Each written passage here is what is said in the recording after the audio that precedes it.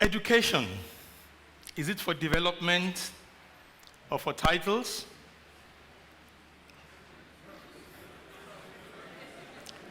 Where are we? That's what we are here for. And the issue I would like to address my mind to is, where are we in education? But when I addressed my mind to the question, it prompted yet another question. And the question it prompted is, what is the purpose of education? Is it to obtain degrees and the attendant Nigerian titles that come with them? Architect, fundraiser, estate valuer, and all such funny titles that we carry around? Or is education for the purpose of acquiring knowledge and skills that we can use to develop and transform society? It's a question we need to ask ourselves. We need to ask ourselves this question because when we look around us, what we see does not seem to suggest that education is for the purpose of acquiring knowledge and skills to engender development. So returning to the question, where are we in education? Let's try and look at development. What's development? Development is a complex, multifaceted, positive change phenomenon. It is characterized by a number of features. It has to do with development in the context of society. There's development from the point of view of economics. There's development even in the point of view of personal development. There's even development in the environment. There's development in the sense that we are better attuned to our environment, and we are not abusing our environment. We are living in our environment in such a way that we see ourselves as merely members of an ecosystem. Development employs knowledge and skills and capabilities to create a better world for all. And it is important to note that it is for all, not for certain individuals, not for certain classes of society, not for a few. What about education? We can say that education is the process of transforming raw human resources into some form of development agency. The deep philosopher, Paulo Freire, one of the philosophers of our age, says that education is the means by which humans can perceive, interpret, criticize, and finally transform the world around them. We live in an environment. We perceive, we sense things going on in the environment. We interpret what we sense. We have an idea of the consequences of what we sense. And from that point of view, we are able to determine whether we want to continue to sense what we are sensing. And this may cause us to modify our behavior or even modify our environment. This can only be done if we understand the environment, and this comes from education. So we can say, therefore, that the main purpose of education is to transform. Any education that does not lead to transformation can, at best, be inadequate or actually useless. So for education to fulfill its purpose, it must be carefully planned and studiously delivered according to plan. The purpose of education that we have set out cannot be achieved hoping that just being blown to and fro by any winds that we come across will take us to the destination of achieving the purpose of education. We have to plan education and ensure that the plans that we set out are implemented.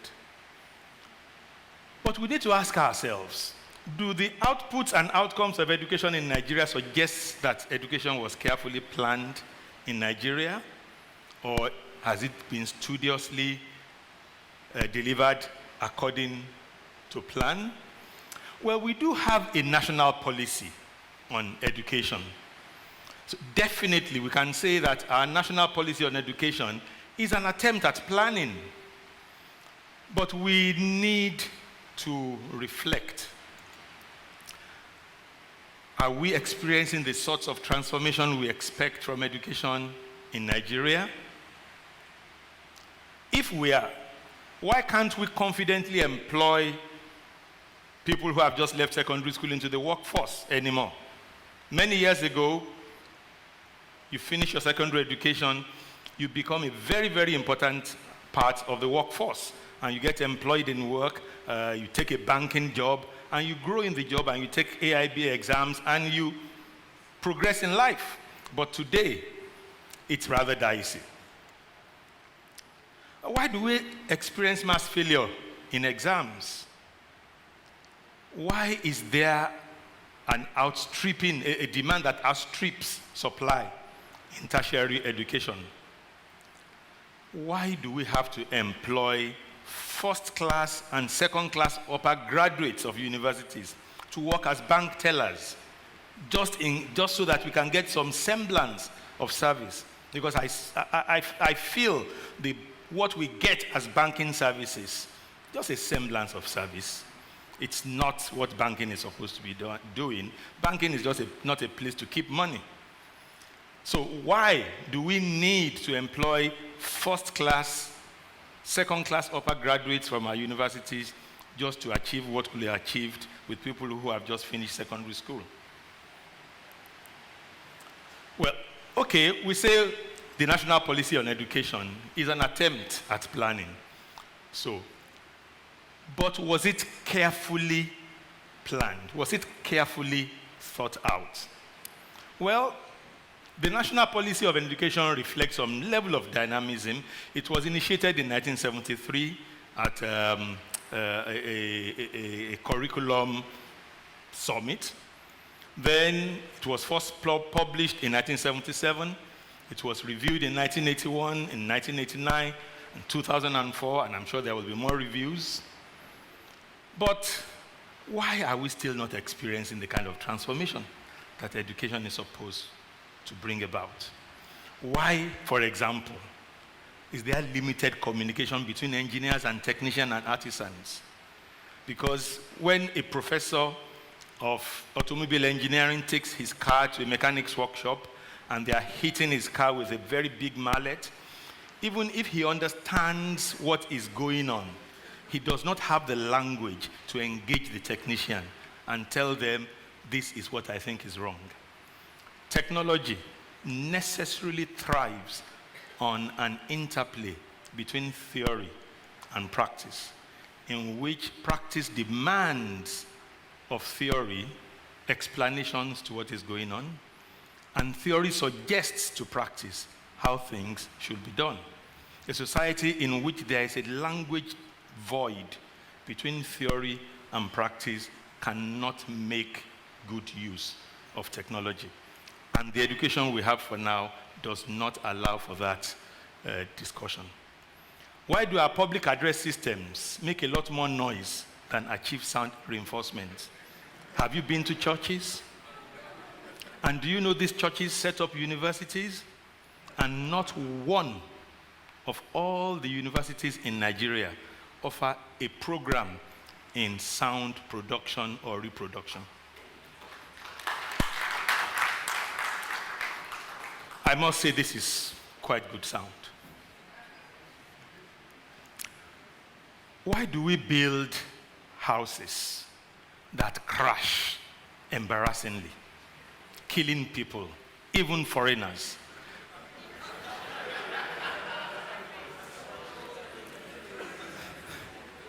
Suggesting some form of diplomatic,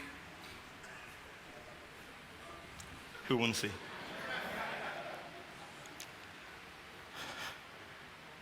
Structural engineering is no more rocket science. Why do we graduate engineers that cannot build houses that stand? We need to reflect on this. Why can't we drill our oil? Why can't we refine, if not all of it, most of it, ourselves? The country called Malaysia learned to deal with the other type of oil from Nigeria. Actually, Nigerian agriculturists took palm nuts to Malaysia in 1964 and taught them how to go about the nursery of the palm. Today, Malaysia supplies 60% of the edible fat in the world. So if you consume butter, if you consume, not butter, if you consume any form of oil, that's what you call vegetable oil. And that nice looking thing, King Turkey brand, is completely bleached and deodorized palm oil from Malaysia. We took the palm nuts there, we now import oil from Malaysia. Why? Why? Is it rocket science? Okay, maybe the Nigerian policy of education is an attempt at planning. Maybe it was carefully planned, but is it studiously delivered according to plan? But we definitely aren't experiencing the sort of transformation that education promises. Why do we depend on imports for most of our consumption needs?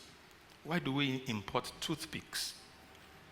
Yet, many of us use chewing sticks, and yet we import toothpicks. It doesn't take much to turn chewing sticks into toothpicks. But there's something wrong with the kind of education we have that does not make us feel we can turn chewing sticks into toothpicks. Why aren't our university graduates sufficiently equipped to take workplace decisions? I've been involved in university education in the last 30 years, but luckily not as an insider. So I also sit on an interviewing chair trying to employ some of the students that come out of universities. And also looking at the kind of work university graduates undertake. You'll be surprised that most of Nigerian university graduates, when they get employed, do not really get to positions where they take decisions. They are in positions of, I am directed. They just push paper from one desk to another. They don't take decisions. If they don't need to take decisions, then why spend so much money and so much time training them to be decision makers? Why is our education not supplying the transformation that we need? Why do our PhDs talk and you don't get much from what they've said? Why do you listen to a PhD and you don't say, that was inspiring, or that was deep, I didn't think of that? Why do they talk and you think, well, no problem?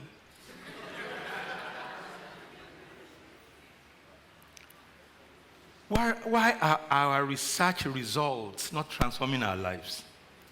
Every year, every university in Nigeria graduates PhDs. The meaning of a PhD is that this person has been taught to undertake research, and to prove that he has been taught to undertake research, these are his research results. This is what he's added to knowledge.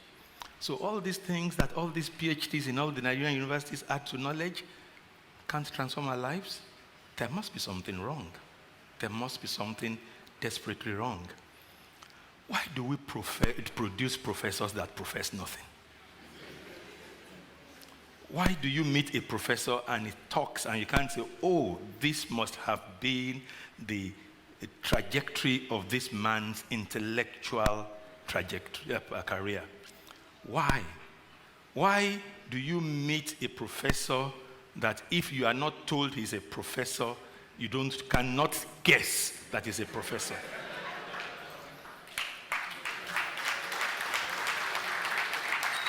And I suspect that is why the Nigerian engineer has to be called engineer, because without that, there's nothing to show.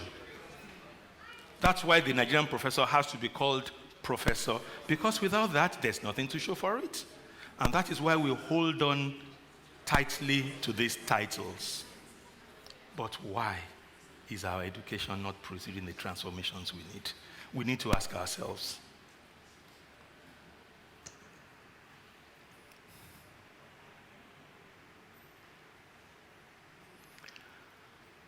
Okay, maybe we should look to what extent is the national policy on education subjected to the full policy, legislation, regulation process? Because policies are just a starting point. When we take policies, when we come out with policies, the spirit of the policies should pass through a legislative process so that we can now have direct and actionable outputs from these policy processes. And then we should be able to deliver these actionable points to a regulatory body that can say, yes, we are all right, and where there is no, where people are not doing what's supposed to be done, we can say, no, it's not supposed to be done that way. Are there sufficiently empowered regulatory structures to ensure that our policy on education is adhered to? I don't think we're getting far, because it may surprise you that the national policy on education insists that every child must be taught in the local language of the local area where he lives up to a certain age. Why should this be done?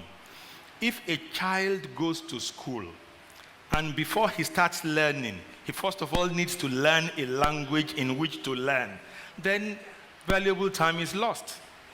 A child is supposed to be taught in a language he already understands. Language is acquired passively by being part of society. And if language is not acquired at that level, then we are going to spend time teaching the language of education. Are there productive and actively engaged feedback mechanisms in the system? I was privileged to look at the list the National Universities Commission asked universities to put in place recently for a mass communications laboratory.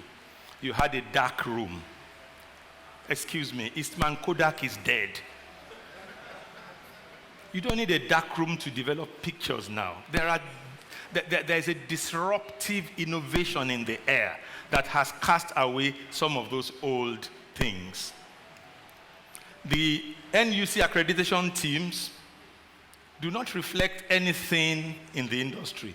There's certainly no industry input into the standards that are set. And if the graduates of systems that are accredited are supposed to go into industry, then there's something terribly wrong. So there is need for some intervention. In our kindergarten and primary education level, we should be enculturating rather than acculturating our children. We enculturate our children when we make them grow within our culture, appreciate our culture, and develop in consonance with the environment. We acculturate them when we set some foreign standards and we push them to achieve these standards. At the secondary school level, Are our secondary schools producing enlightened individuals?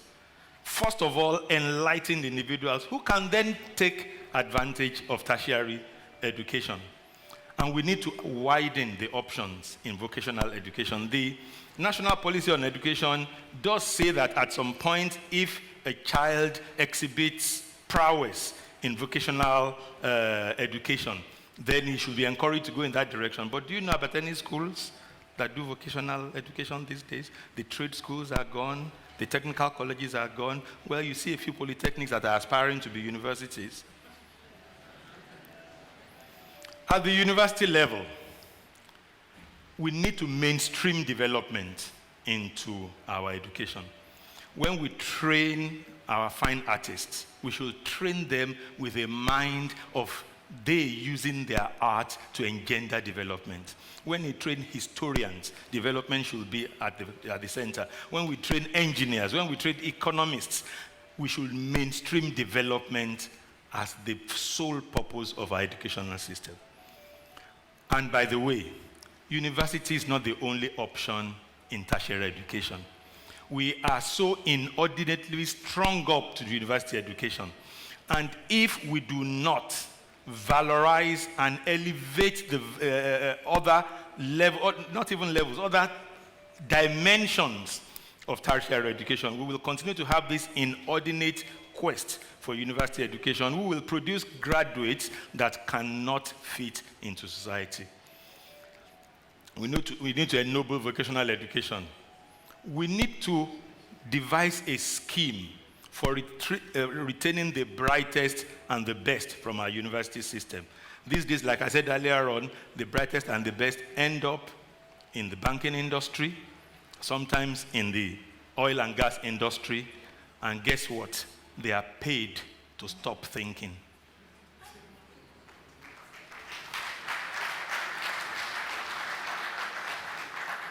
So, is education for development or titles? We need to cultivate more enlightened youths that can, more than school certificate holders. Our objective should be to develop, to cultivate enlightened youths, not to give pieces of paper saying you have a school certificate. We need to cultivate more professionals than titled men and women. We need to cultivate more intellectuals than academics. We need to cultivate more agents of change than professors in order to build a nation where peace and justice reign. Thank you very much.